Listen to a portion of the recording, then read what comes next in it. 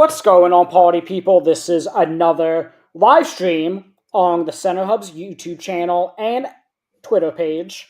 My name is Steven Bagel. You can follow me on Twitter at the underscore NBAGel. That's the underscore NBAGELL. We have now concluded the second round of the NBA draft, which is now 2 days, which I'm still not a big fan of. So let's do this. I'm going to ask you guys one, what was your favorite second round player to team fit? And also, what do you guys think of a 2 day draft? Julian, let's start with you. Well, now that I'm actually audible and, connected, I'm excited to get to actually talk, so I just want to savor that for a second. I do really, really like the Penda pick. I also really, really like the Kalkbrenner pick. I would say those are probably my two favorite. Good value from Charlotte late in the draft. I think overall, they got their guy at 4. And then I think given that they were, they have a lot of needs to address, I think especially with shooting and some defensive deficiencies, they addressed the shooting in the first round. And with Zion James and Kalkbrenner, I think they addressed the defensive deficiencies in the second round. There's probably other guys that I'm missing. I'm kind of scrolling through, but off the top of my head, I really, really like what they've done the last couple of days. And then in terms of, I don't mind the 2-day format, to be honest. I know people are opposed to it, but I kind of like spacing things out a little, more time to really process some trades, which seems like the NBA GMs were happy to oblige in. I like, it's fine. I don't hate it. I don't know. Kind of neutral on it, to be honest, overall. So we have a whole lot. Matt, I'm going to get to you next. We have a whole lot of undrafted free agent signings. Hunter Salas just signed a 2-way with the Sixers. Tamar Bates to the Denver Nuggets on a 2-way, I believe. Steve Settle on an Exhibit 10 to the Miami Heat. I know he worked out for them. You could actually see our interview with him on the Center Hub YouTube channel.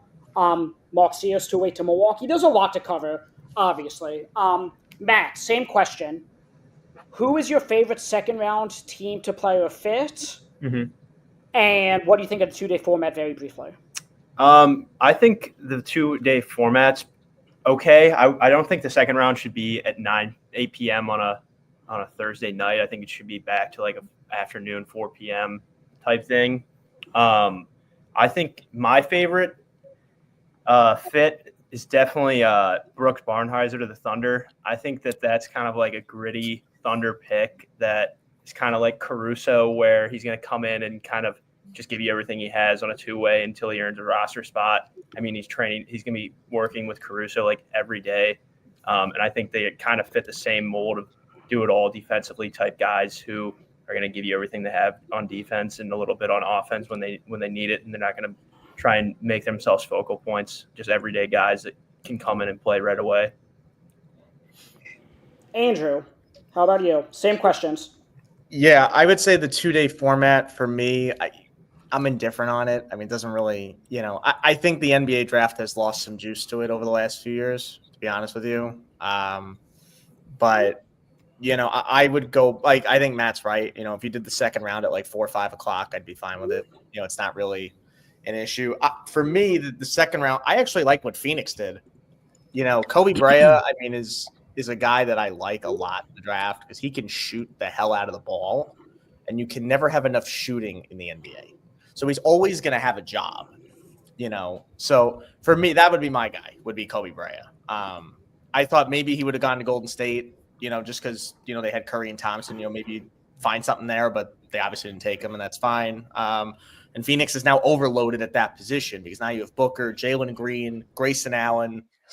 I mean, they might as well just sign every other 2-guard available. Yes. So I take it by drafting Bryant. That means they're getting rid of Grayson Allen at this point. I think it's, or maybe their whole team but Devin Booker and Jalen Green. I have no idea what they're going to do. But I would say Kobe Bryant for me. I just love his ability to shoot, create, his shot creation's great. I think he's going to be a capable, quality player in the NBA. And then Conrad, your favorite team to play or fit in the second round, and your thoughts on the 2-day format very briefly. Yeah. Favorite player and team fit. I mean, there's quite a few, but one that just I like it. I like it a lot is Amari Williams to the Celtics. Mm-hmm.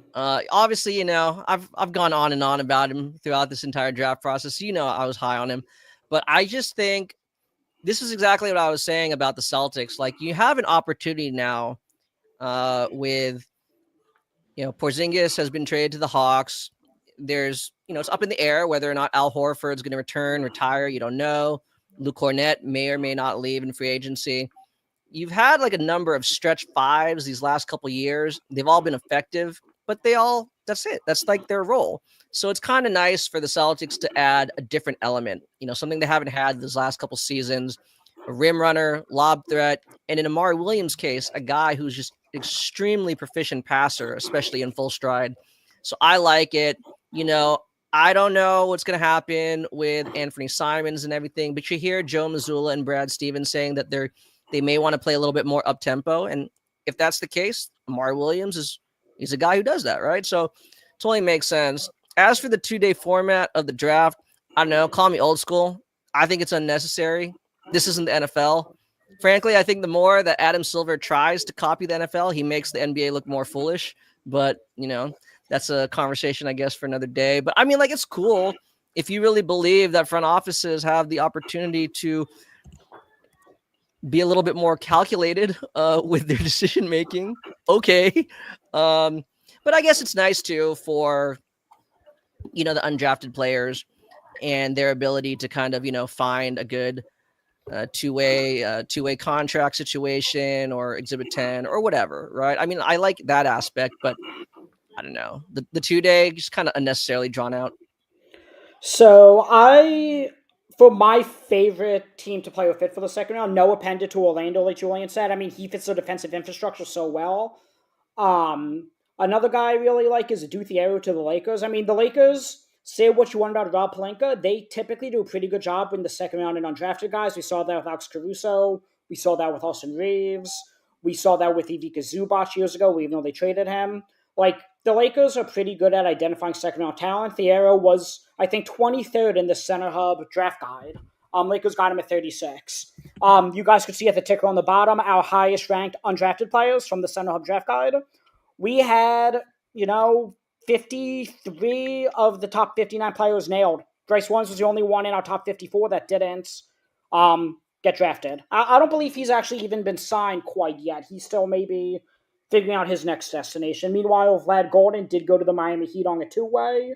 Shams just reported that a couple minutes ago. Okay, Conrad, let's start with you. Where should we start with the second round? Like yesterday, we had Hanson Yang at 16, and we talked a good bit about that. We talked a little about Diego Demon in Brooklyn. Like, what do you think? Second round, there's not really as many surprises, I would say. But, like, is there something that really surprised you? I would say, again, this is why, right? Making judgments or assessment after, like, only half of the draft, day one, I wouldn't say it was premature. I think they're fair reactions, but okay, let's see the totality of the draft, because I think the Phoenix Suns and the trades that they had to kind of maneuver their way gradually up the draft board, I thought that was pretty, some pretty savvy wheeling and dealing. When all is, again, separate their draft from the trades that they've made, like players under contract. The draft itself, when all said and done, it's fairly impressive. So I really enjoyed how aggressive they were and kind of reading the room correctly. I think they kind of identified that, Rasheer Fleming would not be on the board for very long, if at all. So they did what had to be done and moved up to 31. So I think that kind of set the tone where you saw, before we hopped on, we said that it seemingly felt like all these second round picks kind of exchange hands at one point or another. And yeah, teams they got their guys. So Phoenix is funny because they only had, I think, 2 tradable second round picks going into the Kevin Durant trade. Then they acquired 5 second round picks to get Kevin Durant, or to trade in the Kevin Durant trade rather. They traded all 5 of them. Again, they got Fleming. They got who's the other guy Phoenix drafted? Kobe Bryant. Kobe Bryant. So they move up from 52 and 59. They move up to 31 and 41, I believe. But they use all 5 second-round picks they acquire in the Kevin Durant deal in order to get it done.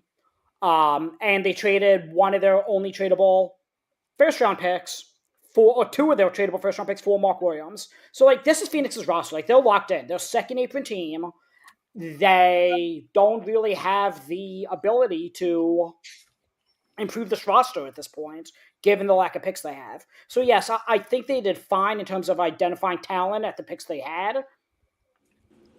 Again, I don't think it's going to be enough. Meanwhile, coming off of another live stream for the Upside Swings podcast, we have a surprise guest who's going to be joining us for a little bit of the stream, Stone Hansen. Hello. Stone, same question as yesterday when you joined us. Who is your favorite second-round player to team fit?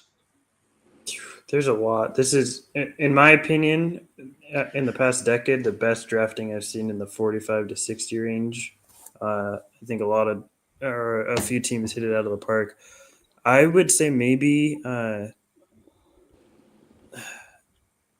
obviously as a Lakers fan, it's hard not to go Dude Theodore, but playing the non-homer card here, I would say Max Shulga to the Celtics is a really, really good pick that late. I think that's great value, especially on my board. I had Shulga 22, and I think that he just fits really well there. Like, that's an instant NBA player. I feel like Javon Small to Memphis was also just a really, just easy to see NBA player for me that I think Memphis just stole from a lot of NBA teams. Okay. Sorry, I'm just refreshing the Twitter feed. What about, I know I started with Conrad for this one, the most surprising thing that happened in the second round. For me, it was Maxime Renault falling to 42. Yeah. I knew that, a lot of us were higher on him than maybe the industry was. I think Sacramento's a fine landing spot for him. I think Sacramento hit a home run in terms of coming in with no first-round pick and walking away with Nick Clifford and Maxime Renault. I think those are 2 guys that are going to help them immediately.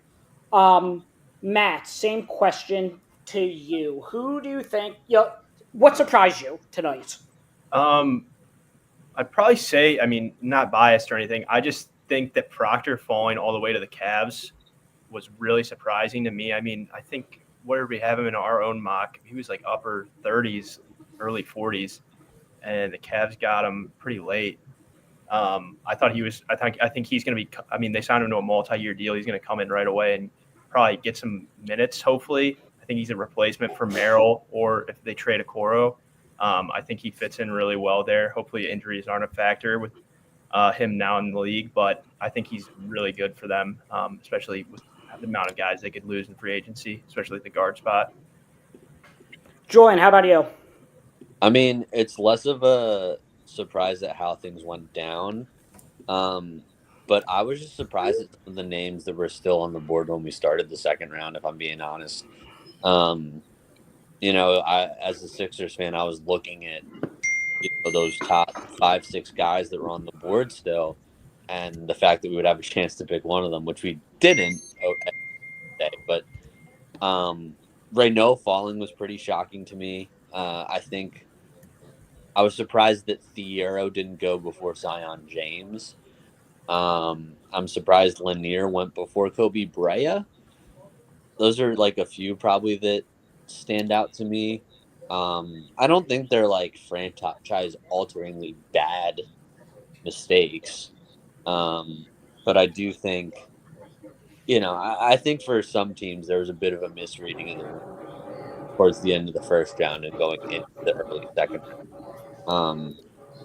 Phoenix, I think, is one of those teams who actually read it correctly and did a really good job of getting 2 really, really good players in the second round, despite, trading 5 of their picks away. But, I think that there was I don't know, at least in regards to my scouting personally, some of the way that the boards were read was a little bit confusing to me.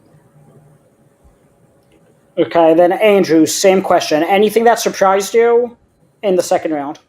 I mean, not really. I think everyone kind of hit on it with Reyno. I mean, Reyno was shocking to me, falling that far to 42 to Sacramento. I mean, I thought legitimately he would have been a top 30 pick. I think the other thing I just looked at this. Denver's the only team that didn't pick all night and an all draft. They were the only team that did not have a draft pick the entire draft. Signed Tamar Bates to a two-way for what it's worth. Okay, so afterwards. that's a good pickup for them. Yeah. He's a guy who can probably, he's a guy who can contribute bench minutes potentially for them. I mean, he was high up on the board there. He was 54th, I think, on the Center Hub draft guide. So, but yeah, I think Reyno to me is definitely the most shocking thing for me. I mean, a lot of those guys fell. Adu Thiero fell. I mean, like Stone said, I mean, the Lakers got, I think, one of the better two-way athletes in the draft. He's going to be a guy I think that's going to really help them quite a bit. And then, like I said, I would go with Reyno, though, for me, Stephen. He was the most shocking. What about, I mean, are we surprised by any of the guys that maybe have went undrafted? Like, again, we had in the Center Hub draft guide 53 of the 59 guys that got drafted. We had 54 of the 59 guys that were drafted in our top 59. And we had every single guy that was ranked 53 or higher except for one get drafted. So, like, I don't think there's any major surprises of a guy going undrafted. I know before we went live, Andrew was talking about RJ Luis, and obviously he had eligibility left in college. Could have went back to St. John's or could have gotten a bag in the portal. Like, we're talking probably 3-4 million, probably. He was just Big East Player of the Year. And now, as far as we know, he's not even signed yet. At least I haven't seen anything yet on Twitter on a two-way or even a training camp deal where he'll compete for a roster spot. So that one was a little shocking. I thought someone would take a shot on Dink Pate, just from the upside perspective, but they didn't, for what that's worth. I'm just going to throw it out to anybody. Is there anybody who, I mean, any other surprises, really? I'm a little surprised Golden didn't get drafted. Not completely shocked, but I do think that he has a pretty solid skill set that I would have thought. I mean, I know he just got signed to Miami, so it's not like he was out there for long. It could have been, the second round's dwindling down. He wanted to have his own options, and so he could have just said, I don't want to get drafted. I want to sign the two-way. But I am a little bit surprised that with a lot of the backup center play in the NBA right now, that some team didn't take a shot on him. Similar to Reyno, but to a much lesser extent, where, I thought he was a pretty surefire bet. That's the only one for me. I would say, I guess I'm not super surprised, but I thought someone would still take him. Bryce Williams, I don't know if you mentioned him. Like, I mean, I think we all know such a very versatile, well-rounded scorer, for his size too. To have someone of his size, 6'7", with a good frame, to be able to have shot creation of that level, again, you kind of see the way things happen, not even just playoffs. Let's just say regular season. I mean, you need kind of like guys like that. But again, as you said, I could understand if he slipped past a certain point, maybe he and his agent felt more comfortable just going undrafted. That way he'd have an opportunity to find a team that really could utilize him. And there's a path to minutes as opposed to like he's just, hanging out in the G League, which, no offense to the G League, but I can understand if he wants to like kind of have a little more of a jump start to his NBA career. But I mean, I think all of us within the Center Hub, I mean, not all of us, but I know a number of us were like high on Brooks Barnhizer. But I think, compared to most mainstream mocks, he's probably outside of the top 60. Maybe in a few you'll see him in the late 50s. So when you have a guy like him get selected in the 40s, then okay, right? It pushes these guys, the more recognized names, kind of pushes them down the boards. And like you said, they're at that point where they're like, you know what? Maybe it's just more beneficial to go undrafted and find a better opportunity. So Matt actually just put in the private chat here with us. Is it crazy to say everyone drafted well beside the Brooklyn Nets? And we spent all good chunk of the stream yesterday talking about maybe how the Brooklyn Nets fumbled 5 first-round picks. But do we think maybe the fact that we like so many of these teams' drafts? I think Stone also said when he came on that a lot of teams from 45 to 60 drafted very well. Do we think this is more of a product of just the NIL landscape and just basically the entire second round being upperclassmen rather than, freshmen who may be less of an upside swing, which is why they didn't go in the first round? Like, do we think that's a product of the draft sort of thinning out, so the older guys that typically would have went undrafted are getting more of a shot? Oh. Can we talk about Talon Peter? Sure. I mean, anyone think he was going to get drafted tonight? Or No shot. I think Vicini did have him 79th on his board, but that's the only guy I know that even yeah. I mean, say everybody who was supposed to stays in the draft. How many of these guys would be on undrafted? Probably 15 of the guys who went in the second round. Well, It's yeah. difficult to say without knowing how much they're more Yeah. to go undrafted. But is the in issue. recent years, how many seniors really go that in the second round compared to flyer freshmen like an Edwards last year for the Sixers? Yeah. You know what I'm saying? Yeah. It's just crazy how the landscape can change things like that. I'm trying to think because, obviously, again, as Stone said, it's all speculation, but those JT Toppin, Yaxel Lendenborg, all these guys in next year's class that are going to be highly projected potentially, if NIL wasn't a thing, would have most likely been in this draft. Matt, let me ask you real quick, as you're the resident Cleveland Cavalier connoisseur, the Triple C, if you will. Tyrese Proctor at 49. Cleveland, I think was Jake Fisher reported, they are signing him to a standard deal. That's not going to be a two-way. Mm-hmm. I think he agreed to go there with the agreement that he's going to be on a standard contract. What do you think about that bit specifically? Because typically, I just ask because guys in that range typically are on two ways. You don't see many guys drafted at 49 that get standard contracts anymore. Yeah, I mean, look at that Duke team. Everybody from the starting lineup got drafted. It was a pretty substantial accomplishment, and also it was an unbelievable team. I'm not surprised he signed a full multi-deal instead of a two-way. I think drafting Duke Blue Devils in the NBA is like drafting Ohio State Buckeyes in the NFL. You know what you're going to get. You're getting winners who have kind of proven in college basketball that you can go to the best school and win at the best school. And I think the reputation in the NBA precedes itself. I mean, I think, what was it this year?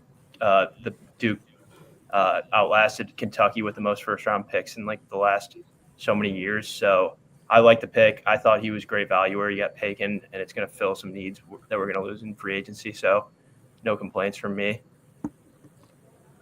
Does anybody want to guess something Matt just brought up? Duke's entire starting five got drafted this year. Who was the last team to have 5 guys drafted? Duke. Kentucky. Kentucky? Johnson. And so right? Is the it the last two, 2022 Duke had 5 guys. 2015 and 2012 Kentucky each had 6 guys get drafted. It was Andrew That's Harrison. 10% of the draft. the Harrison twins, man. John Wall? No. Willie Cauley. 2012, was that the year? Was that Davis's team with him and Why- Kid because Gilchrist and Marcus Gilchrist went Teague? 1 and 2 Dorian overall. Lamb. Right. Terrence Jones. Yeah. Oh yeah. They were loaded. Yeah, that undefeated. Didn't they go undefeated? Yeah, that was Randall's year. It was Randall, Aaron, Andrew Harrison, James Young, Trey Lyles, Dakari Johnson, Yeah. and Willie. I forget what year. Still a Trey Lyles believer, man. Still a Trey Lyles believer. Damn. He's still in the league too. That would have been a Maxwell trivia question. Meanwhile, Maxwell's actually in the back. We fit 7 in here? Yes, we can. Are we putting 7? Dude, Oh my gosh. come on, dude. I think Like we the reached Brady our limit. Bunch. Oh my god, we should do the Brady Bunch theme song right now. That'd be so fun. I was about to say. Yeah. What's going on, everybody? Live streams anymore. He just throws a giant,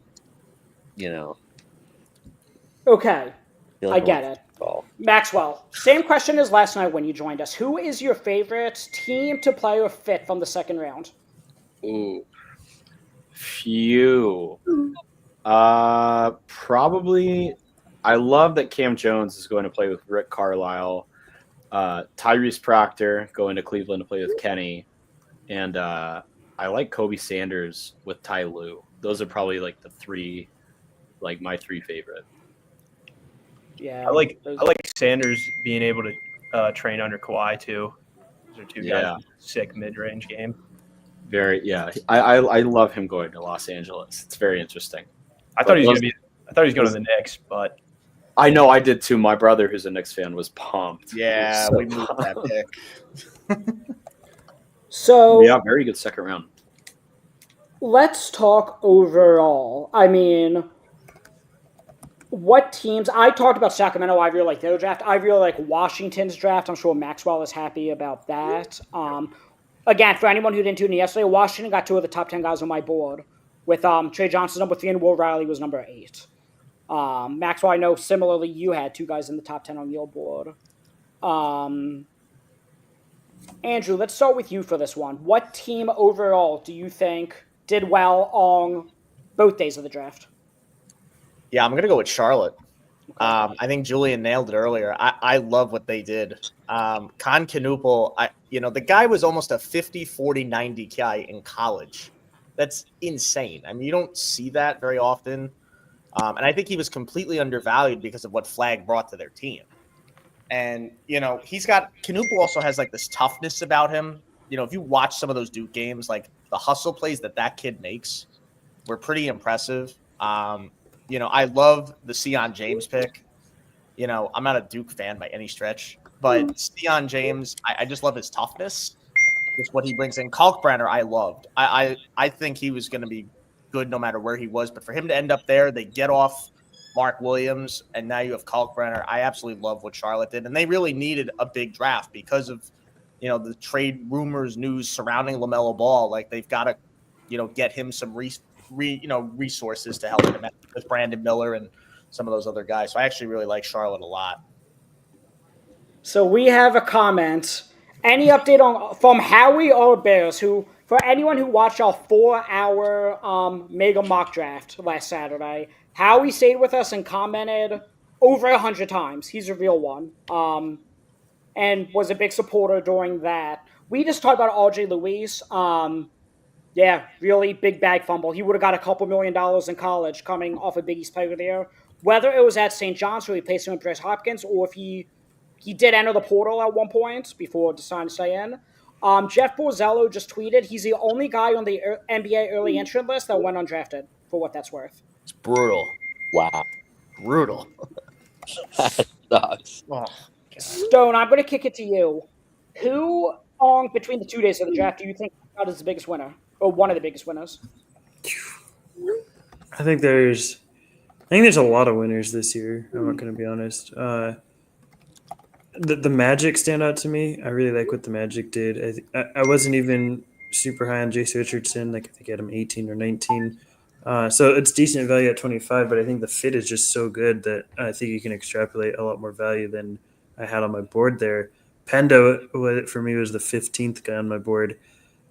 I don't love the fit in Orlando, but just value-wise, it's good. So, there's a little give and take with both those guys, but I think that's just a really solid haul to come out of. I think Boston with Ugo Gonzalez, Amari Williams, and Max Scholga was a pretty interesting haul. All those guys, to me, were top 40, and 2 of them were top 30. So I think that's, a good haul in regards to where they picked at. Warriors cleaned up at the final end there. I really like the Tui and Real Richard. They just got NBA players. That's just NBA players at the end of the second round, and that's all you can hope for. And I think that I feel pretty confident about both those guys doing that. So I like all those teams, and there's plenty more I'm sure I'm forgetting right now, but I think for me it's difficult to pick just one. Yeah. Conrad, how about you? Actually, I'm just kind of like going over now the final draft results. Correct me if I'm wrong, but the Minnesota Timberwolves selected Johan Berenger in the first round, and one of Conrad's guys, Rocco Zakarski, in the second round. I tell people all the time, what is better than an athletic 7-footer? 2 athletic 7-footers. I know, right? Quality analysis. No, but really, I think that's great value for, again, they're really deep. You still got Rudy Gobert for the time being, right? So neither of them have to, they don't have to expedite or rush their development. They don't need to take on large roles immediately. But I like, according to the Jonathan Gavoni, Rocco Zikarsky will be on a 2-way. So, I mean, that's great value already for where they selected him.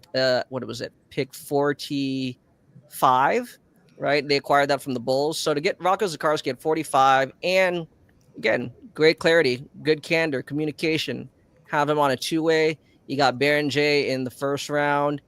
I like it. Because I know, there's been a lot of rumors that, with their exorbitant payroll and, kind of approaching the second apron or whatever, at a certain point, they may need to kind of move some of their bigger contracts. And if one of those contracts is Gobert, I like it, kind of gives them a little bit more optionality.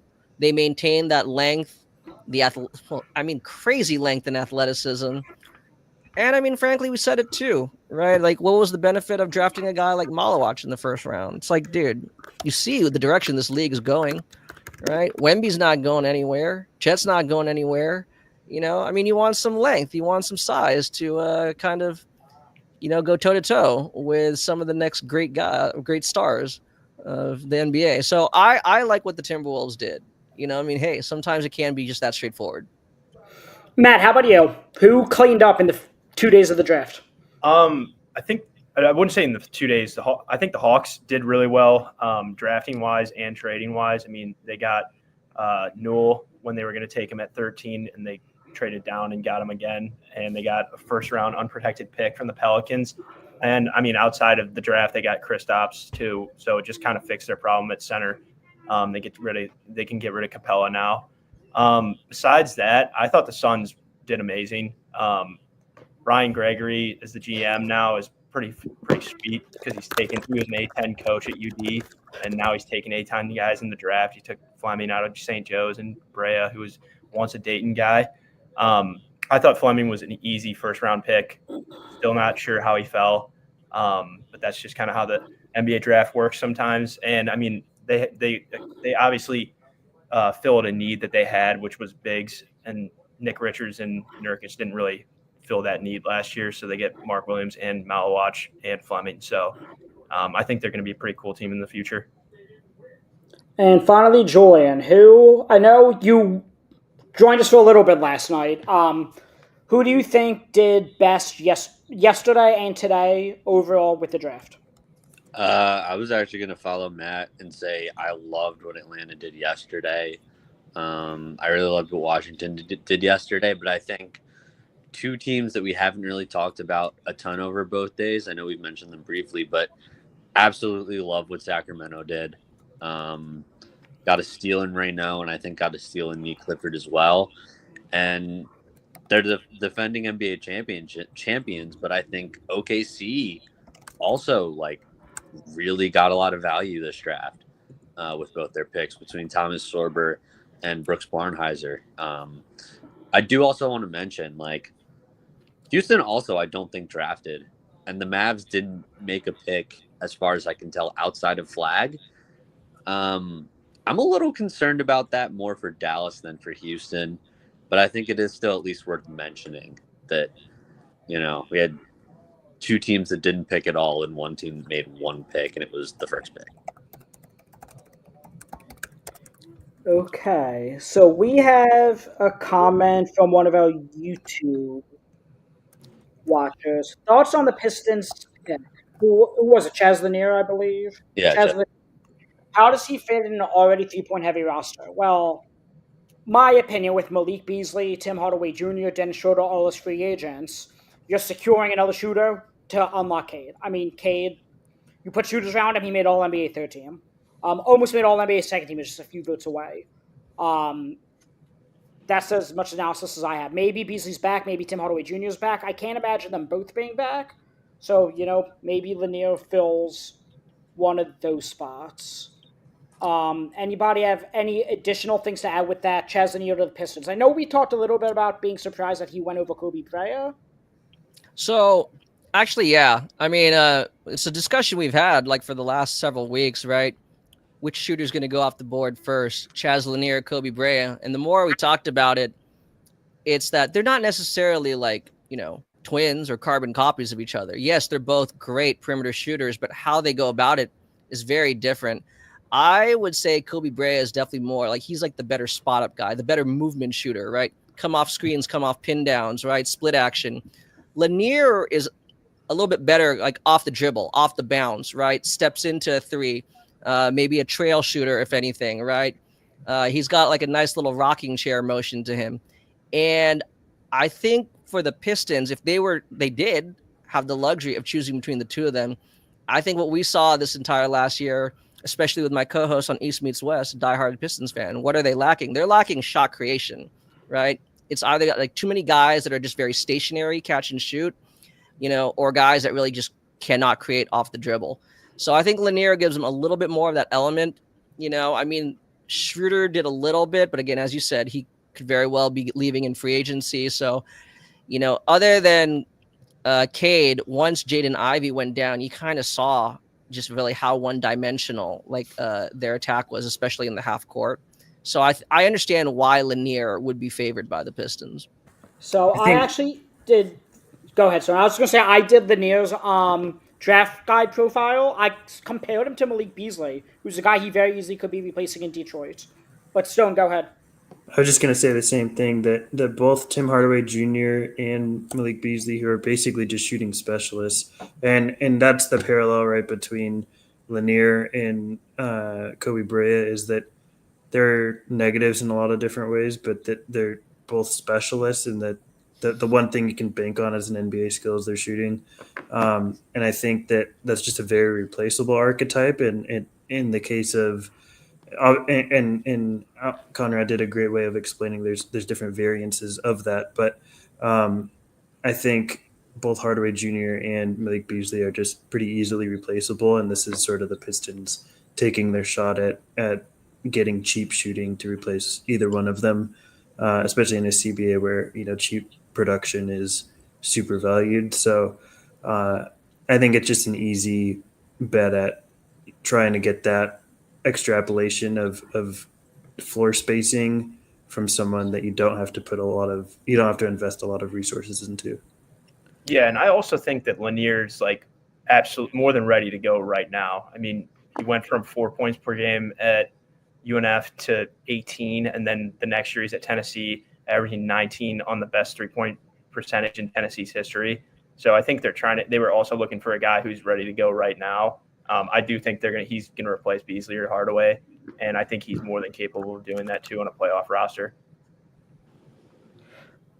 Okay, who else chuckled a little bit when the Bucks were on the clock and Champs Charania comes up and says Giannis is going to evaluate what the Bucks do in the draft and during free agency, and then Mark Tatum comes up, the Milwaukee Bucks with the 47th pick select Bogo Markovic. I'm like, oh my, Giannis is gone. That's it. Giannis is gone. I just thought that was funny. I like Bogia, but does anyone know if he's a stash? Was that confirmed anywhere? If he's being stashed or coming over? I don't think it was, as far as I can tell. Okay. I wouldn't be surprised if it was. I wouldn't be surprised if they just. I don't know, man. Giannis is gone. I mean, also, I don't think that pick's going to move the needle too much for Giannis. 47th pick, Bogo, I'm out. No, what the heck were they? What were they going to do besides that? Did they have a first this year? I can't even remember. No, they didn't. No. So yeah, I mean, why would a 47th pick in the draft determine what Giannis is going to do? I don't know. But. He has his mind made up. It's just not public. I don't know what it is. I'm not claiming to, but at this point. So Gavoni tweeted that that Markovic is probably going to be stashed next year. It's a draft. Okay. Draft pick. Interesting. Jeez. It makes sense, to be honest too. Sorry, real quick, Steven, that there's just not a lot of drafted stash guys in this class. That's why we saw Ciala Niang get picked. I don't think he would have gotten picked, but teams just need, if they can't move their pick in time, like they just need guys that aren't going to take up roster spots, and there's just not many of them in this class. So it makes sense that you would do that with someone like Markovic, who even has a bit of a higher pedigree than a lot of these international guys, but you just need someone to not take a roster spot from you. Boston had 2 second-round picks, correct? Shulga and Amari Williams. Yeah. According to Jay King, Mike Zorin said the Celtics' second-round picks will likely end up on 2 ways. Not totally surprising because like you could sign a guy to a 2-way with no repercussions and just bump him up after training camp. I think Amari Williams could be the starting center in Boston next year. Conrad, I know you talked about, you like that fit, but like Kristaps is gone, Al Horford might not be back, so they have who? Neemias, Keita, and Xavier Tillman. Yeah. Luke Cornett's also free agent. He'll So probably like, Cornet.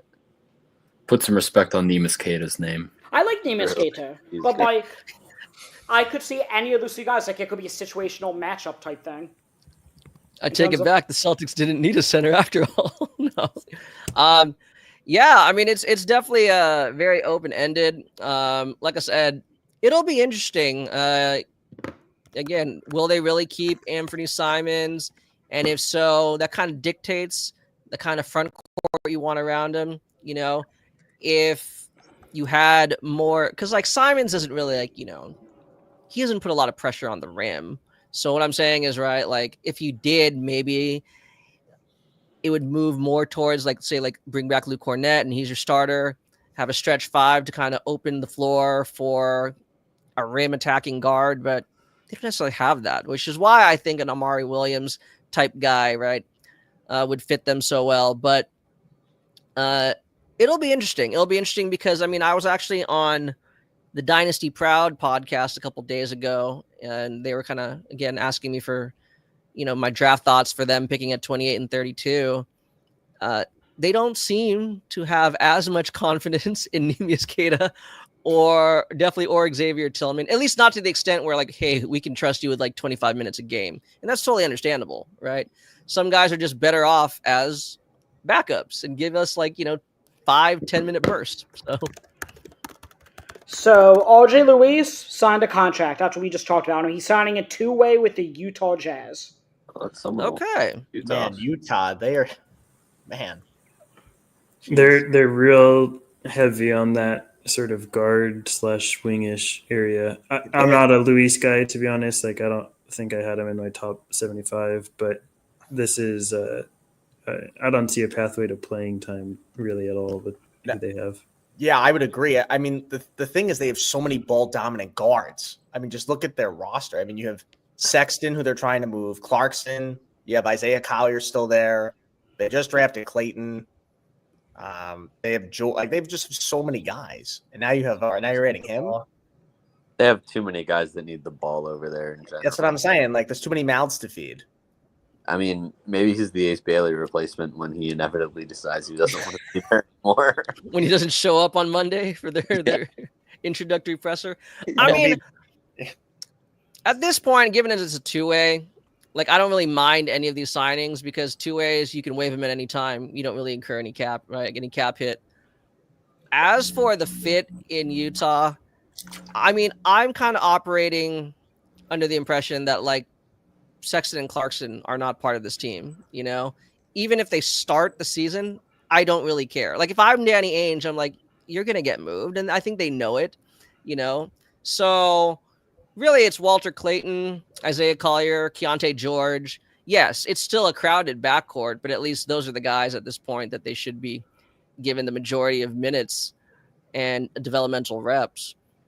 But yeah, there's a lot of like, you keep seeing their names pop up. Collier, George, lesser extent, Cody Williams. They could all very well be on the move at some point. I'm not saying they will, but it's totally understandable.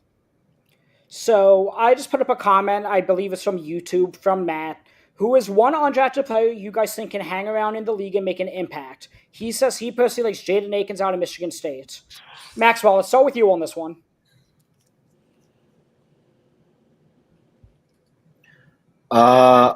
Honestly, my first thought after reading that was Ryan Nemhard going to Dallas right now. Yeah. I mean, I just think that's such a great fit. It's, I mean, so advantageous for him to find success right now with their current situation, lack of lead ball handlers. And I mean, for the Mavericks too, depending on how much they like Nemhard, I mean, that kind of eases the burden off of them trying to, supplement those Kyrie minutes, in the meantime. So obviously you can't start Ryan Nemhard day one, but that's someone who could eat 10, 12 minutes maybe in November, and that's huge.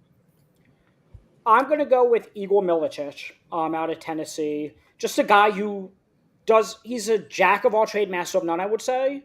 Again, just does a lot of the little details very well. I could just see him sticking and having, maybe an 8-year NBA career. Julian, how about you? Yeah, I've got two. So I really love Tamar Bates in Denver. I think they could definitely use someone to come off the bench at some point in a guard role.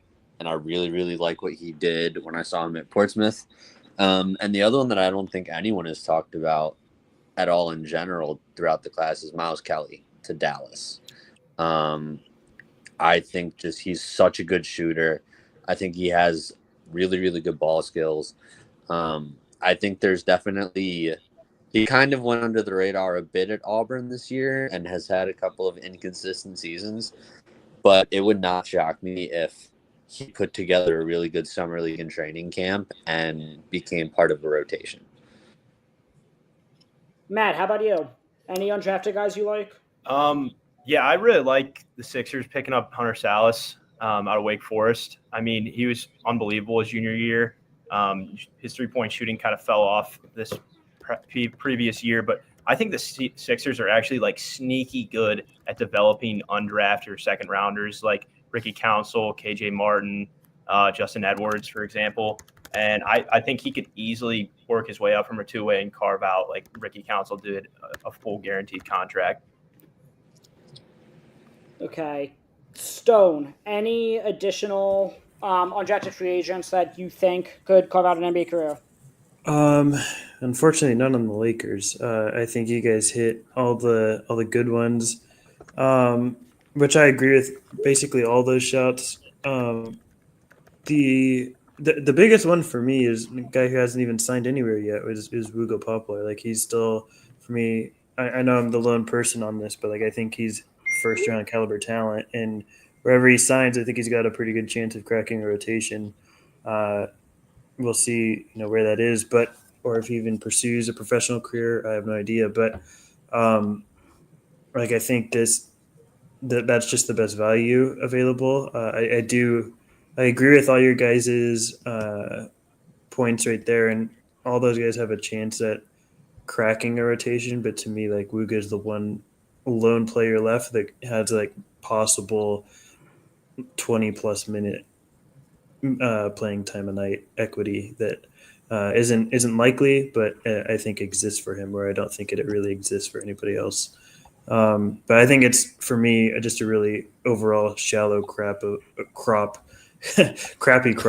of maybe a bit of a Freudian slip there of undrafted free agents. I don't think this is a particularly good year for undrafted free agents because teams did so well drafting in the 45 through 60 range. I think a lot of those guys just got scooped up.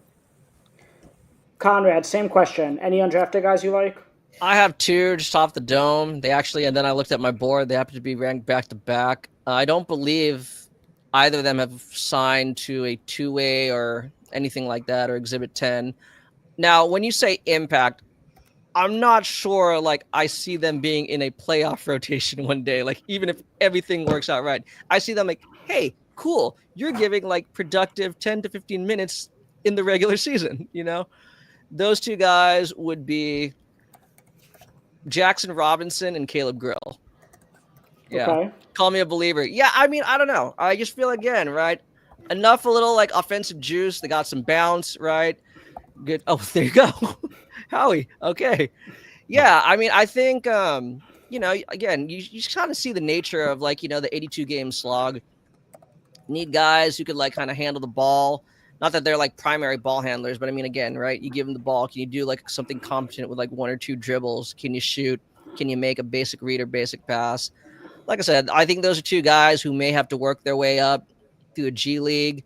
But I feel like if they can get, an opportunity to get on a 2-way and play some regular season minutes, they'll be able to stick. And when I say stick, like you're a 14th or 15th man, right? But hey, that's still something. And you never know. I mean, those are how legends are born, right? You have like some random dude off the bench who comes into game because someone in your main rotation gets in foul trouble, right? So, I mean, it's possible. And then last but not least, Andrew, any free agents or undrafted free agents that you think are going to stick in the NBA? Yeah, I mean, I think everybody hit on it. I'm going to go with Mark Sears. I think again, size is an issue. Obviously, he's small, but he had a really nice college career at Alabama. Milwaukee has guard issues. I mean, Damian Lillard is not playing this upcoming year with the injury.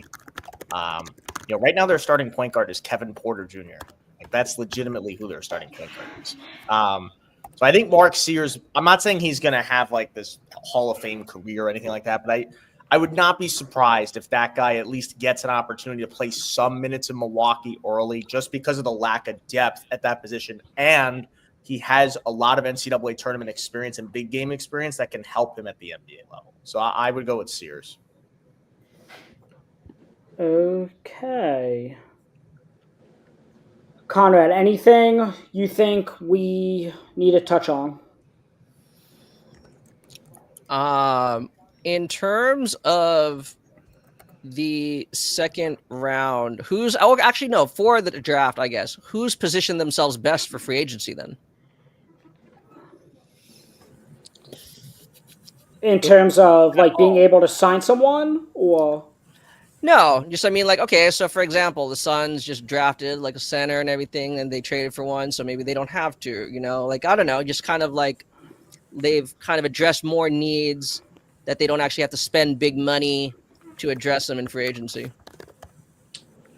I would say Charlotte.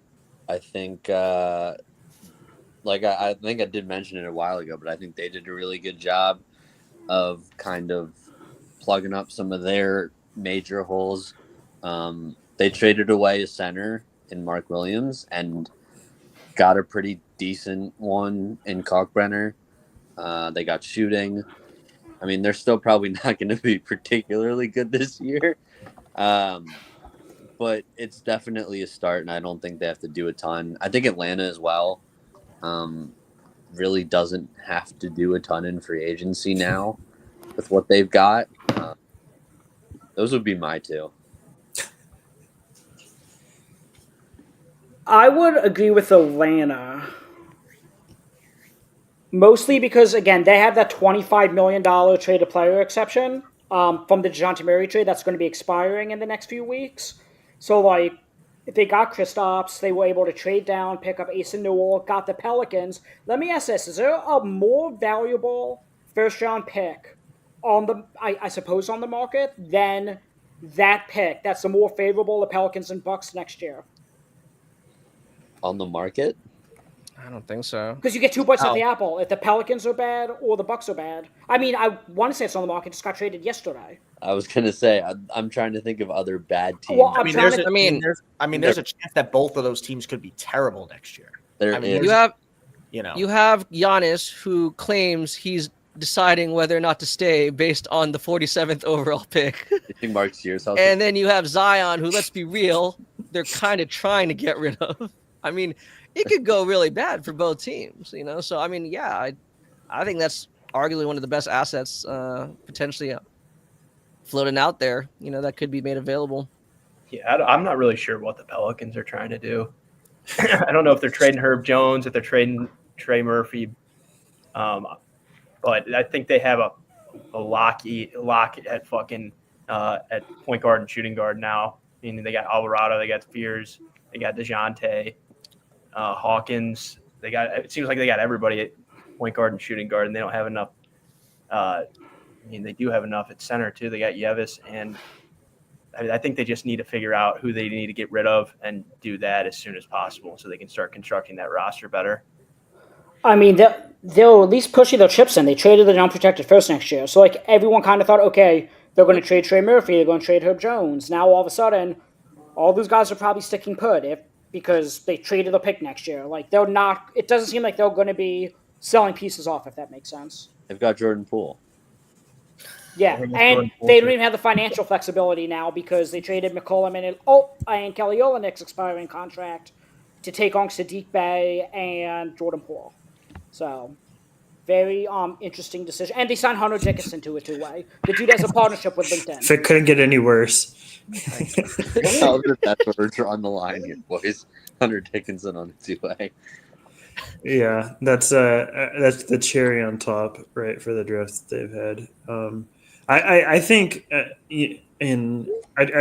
sort of pride myself on being one of the few objective Lakers fans, but I think the Lakers did a pretty good job here of addressing some perimeter needs that they just don't have athleticism on the perimeter in a defensive sense. Like, obviously, Rui has athleticism and it comes into play more offensively.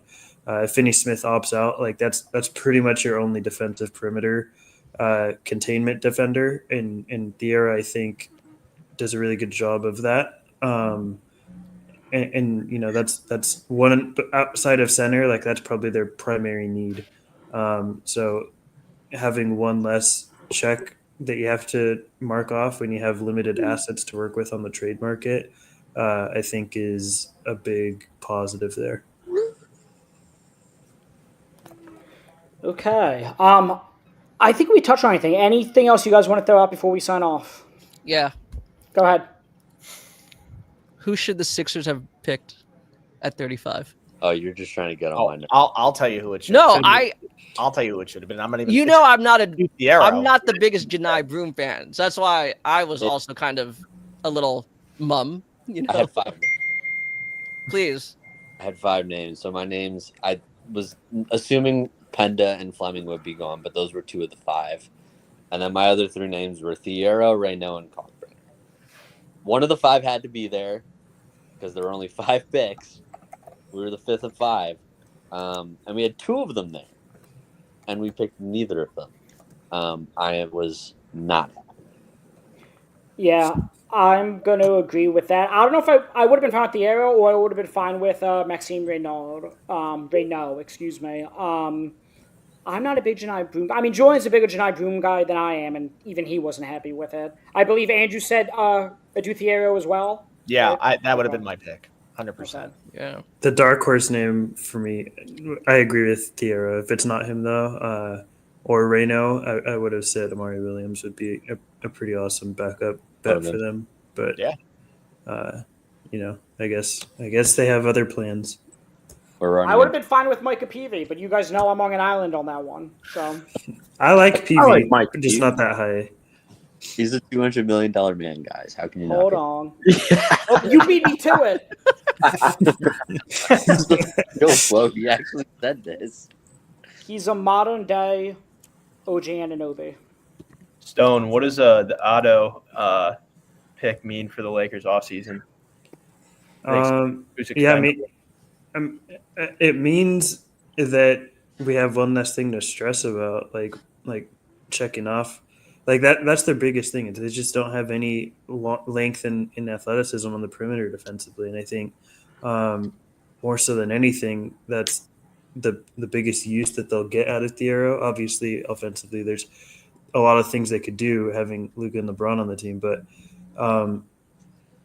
that just means you now have more assets to put towards a center that I think we're going to have to try and split between getting a more athletic wing and center that now you can sort of put all towards the center. So I think it's a big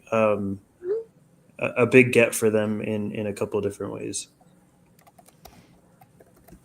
Conrad, Caleb Grill just signed, just because you said he was the undrafted guy you're looking at, a summer league deal to play with Chicago, I believe. Okay. He can Actually- crack that roster, man. Besides the Nets, the Bulls probably was my least favorite draft. Who'd they go with? Asenge and is Asenge. that it? No, they yeah. got Lachlan. Lachlan Olbrich. Yeah. Oh, Yeah, nice. They tried Cameron Bearstone, that didn't work out, so they have So to let me go get- with The Lachlan. Bulls drafted three of Shout out Cam Conrad's Bearstone. guys. Yes. Who's the third one? Shout out. That's a good shout. They took Rocco, but they traded him. Asenge, right? We say Asenge, Asenge and Hosega? Lachlan. Lachlan. Lachlan. Those Oh, are I'm the only sorry. two And then they that- signed Caleb Grill. This is perfect. This is So real quick on the Asenge thing, I know we're touching on the second round, and I'm not trying to go too late because I do have to get to bed pretty soon. But it makes a lot of sense in theory, like with Matas, and because they're such a transition heavy team with Giddy running the point. But I just have a really tough time trusting the Bulls developmentally to develop him in the right way. So he fits theoretically. It's just, can the Bulls actualize it? And I'm not super confident in that. But if they can, that's a pretty decent pick, I think. It's just I don't have the faith in them to do so. I will say to kind of play devil's advocate here, Matas has developed pretty well this past season. So maybe things are shifting. Maybe things are starting to get better. That's my only pushback on it. They are still the Bulls. Where did you get? Oh, go ahead. Go ahead. I was just saying, I'm just worried they drafted another 4 who can't shoot a 3, and Pat Williams is horrible at shooting. I was just going to ask you guys where you guys had Matas ranked last year on your big boards. One. 4. I had him 1-2. Yeah. I had him like I think I had him top 5. 10. Oh, I was gonna say We 8 were or all- 9. Yeah, we were all over. top 10. But it was very fit dependent for him, I felt like. Yeah. This will be interesting, man. This is setting up free agency nicely. But yeah. I'm excited. This is cool. Go Bulls, man. It's my second We team, man. have Summer League, Vegas Summer League starting July 10th. When does I know California California's Classic. Classics before that, probably a couple days beforehand. But July 6th is when the fun starts. Okay. By the way, Summer League opening night is Flag versus Bronny James. Can we just That's a great matchup. Can we just put that out there? I'll do Thiera is the flag stopper. The quite the pound for pound matchup there, man. There's a lot of muscle between those two. But yeah, it's unfortunately won't be there. But I do have to get going. But I appreciate talking with you all, and I'm sure we'll chat pretty soon here in the future. Yes, Stone sir. Hansen, everyone. Go follow him at report_court. Go listen to the Upside Swings podcast. Stone, we appreciate you coming on. Thank you. And otherwise, I think we could get finished up here. I mean, unless you guys have anything else to throw out. Well, we got questions in the chat, man. You can't just Okay. that. Tamar Bates. Any good? He was a guy who myself and Joyan were able to see play at Portsmouth, and then he went from Portsmouth to the G League Elite Camp to the NBA Combine, which is rare for a player to play in all three, but he did. Joyan, what were your initial thoughts on Tamar Bates? I know we talked a little bit about him before this person was able to jump in. I mean, I personally thought he was the best player outside of, not named Kobe Sanders. I thought he was the best player at Portsmouth. And Kobe Sanders shut it down after 2 days because he got a combine invite. Yeah, So, and Kobe Sanders was, far and away the best player at Portsmouth. But I thought Tamar Bates was phenomenal there when we got to see him. Shot the ball really, really well when he was there. Was just a really, really good, the floor general aspect of his game, I think. He was able to show off very, very well. And I think he can do that at the next level to some extent. I don't know, if he's ever going to be a high-end rotational piece, but I think he can crack an NBA rotation for sure. And especially on a team like the Nuggets, which are kind of looking for guys to come in and get minutes. I think it's, with a good summer league showing, I think he can be on the roster come October and actually play a decent amount. Yeah, and the Nuggets need pieces. I mean, Yeah. that was what they lacked this year was bench depth. I mean, they technically have a rookie coming in with Deron Holmes, which is going to be nice for them to have a backup center finally, who's not Zeke. But yeah, I think Tamar could easily get some minutes. I mean, they played PJ Hall and what's the other kid's name from? Kate Tyson. Yeah, a little bit during the season. They got some looks, so I think they're just looking for pieces who can contribute. And I mean, they're almost a second apron team, right, Steven? Yep, just about. So like they don't even really have the taxpayer mid level to spend. Yeah, So and like Pickett got minutes too from Penn State. Yeah. Yeah, he was getting some real minutes. I think Bates has a real chance too. I mean, I like he's got a +6 wingspan. I'm pretty sure +5, +6 wingspan, and he's a grown man too. I mean, he's already a father. He's a guy who's mature for a prospect that's he coming. has dad strength. Yeah, and and he's got some dad strength. But I always like guys that are a little bit more mature. You know, that are kind of taking on like the more adult responsibilities coming right in the league. Those guys usually tend to work more when you're comparing them to the guys that are a little bit younger. So, and I mean, he's been multiple places too. I mean, I liked him at Indiana. So, when he was at Missouri, I thought he was fit so much better there. So, I definitely think he could get some minutes on the Nuggets. I think it was a really good job by the Nuggets acquiring him. So I mean, then, the thing Denver needs is cheap talent. Like they need young guys like Watson and Strother. They need those kids to take steps because it allows them to do other things with their roster. Like they need draft picks and cheap talent to come in. Like Bates can absolutely make this team. His slashing ability, his length, he can be a decent perimeter defender. Like I think he's got a legit shot to be on this roster opening night. I would not be surprised if he's there. I wouldn't do Conrad, Chance McMillan just signed with Golden State. I love that for Golden State. Yeah, I like that actually. Another one of Conrad's guys. Okay. No, actually, that's awesome.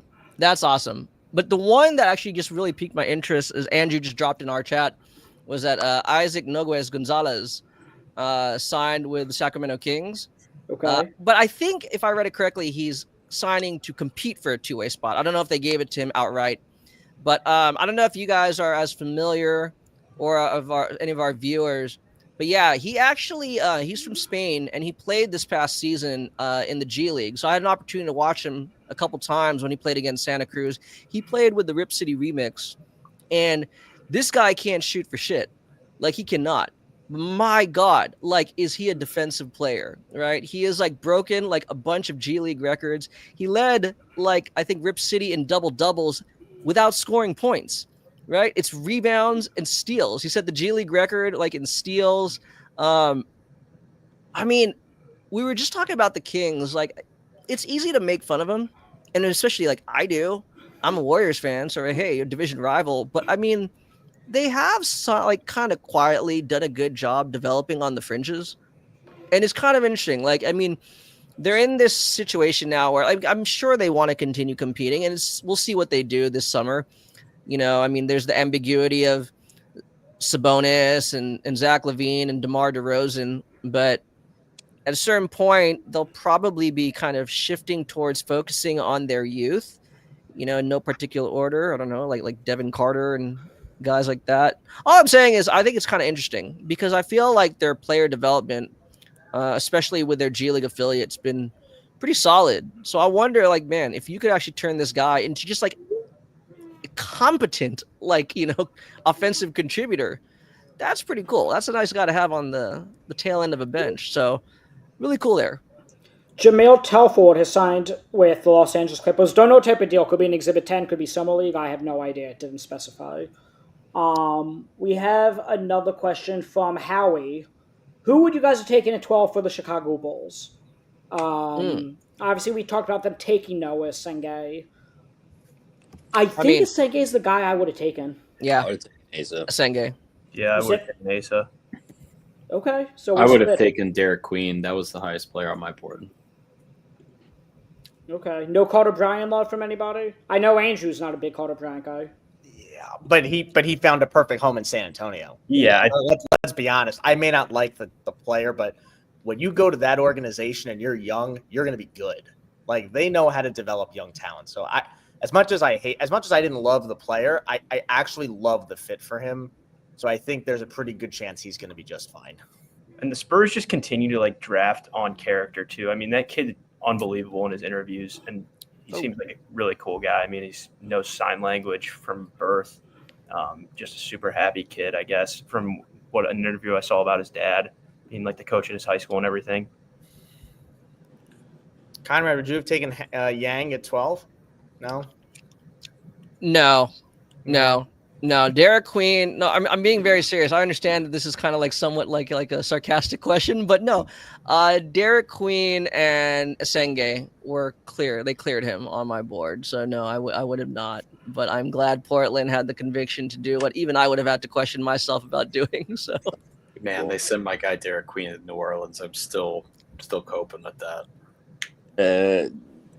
You're gonna have to be coping for a while, man. It's gonna be a long season watching it. I feel bad for Fears. I Me think that kid's got some of the best handles I've seen in college in a while, and I don't think it's going to work. New Orleans just has been so bad for so many years. It's just an organization that's been like a deadbeat for the last like 2 decades. I'm praying he turns into a Chris Paul regen. That's honestly, that's what I'm hoping to. The only good draft pick that's ever happened in that city since Chris Paul. I know. I loved Fears in the draft. I did. Like, I'm really high on him. Hey, I was a huge believer in the Anthony Davis, Austin Rivers top 10 picks. One of those two worked. Hey, Austin Rivers coming out. 50%, baby. Let's not talk about it. So, Okay. I think that's pretty much everything we have to cover. We appreciate you guys, whether you're listening on Twitter, YouTube, follow us, subscribe.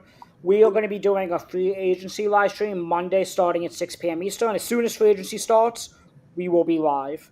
We will be joined with a bunch of guests from the Center Hub, as well as some outside guests as well, some salary cap guys, some beat writers. It's going to be a lot of fun. We'll be on basically until the madness dies down, whether that's 10, 10:30, 11. We will be live. So be on the lookout for that. Wherever you're watching this, you can watch that. It'll be on YouTube and the Center Hub's Twitter page. You can follow me on Twitter at @the_NBAGel. That's NBAGELL. You can follow Julian at 12JMendel12. I thought your Twitter handle was 12JMendel. Oh shoot, it is, isn't it? You can follow him at 12JMendel. That's how often we record podcasts together. You can follow Matt at HoopHound5. You can follow Andrew at Shafenbake. You can follow Conrad at CP3_777, and you could follow Maxwell at Hoops Disciple. Though Maxwell, it's 2 zeros, not O's. Yeah, Hoops, correct? zeros instead of O's. Yep. Okay. Then otherwise, we will talk to you guys next live stream again on Monday. Be on the lookout for that. And otherwise, thanks for listening.